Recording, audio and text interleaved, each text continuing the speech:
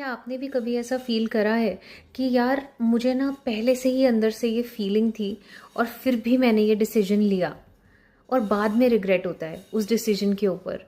वो इंट्यूशन नहीं थी, वो आपकी इनर अथॉरिटी थी जो आपको सटल गाइडेंस दे रही थी about to take the decision और not to take the decision. Inner authority ना कभी भी डिसअपियर नहीं होती है, बस उसकी जो आवाज़ है वो फियर की नॉइज़ में बहुत दब जाती है। बिकॉज इनर अथॉरिटी की जो आवाज़ है वो बहुत सटल है, बहुत सटल नजेस हैं, सटल साउंड है। जैसे इमेजिन करो, एक रेडियो स्टेशन है, ठीक है, रेडियो है, स्टेशन तो वही है, सिग्नल भी आ रहा है, बट फिर भी सेटिंग में इतनी नॉइज़ है, इतनी नॉइज़ है कि हमें कुछ भी क्लियरली सुनाई नहीं दे रहा है।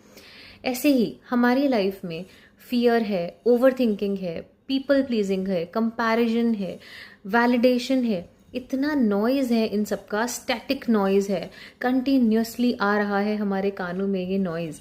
और हमारी इनर अथॉरिटी जो एक्चुअल म्यूज़िक है उस रेडियो के जैसा, वो उसकी आवाज़ हमको सुनाई ही नहीं दे पा रही बिकॉज ऑफ द नॉइज़। जितना नॉइज़ हमारे आसपास होगा उतनी ही इनर अथॉरिटी की आवाज़ कम होती जाएगी।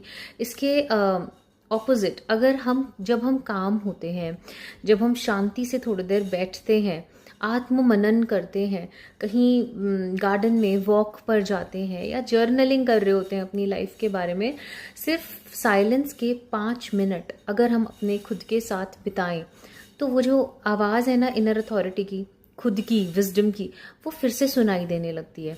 और एक और डिफरेंस हमेशा याद रखना कि जो फियर है ना वो बहुत अर्जेंसी क्रिएट करता है, अभी डिसाइड करो, अभी नहीं तो कभी नहीं।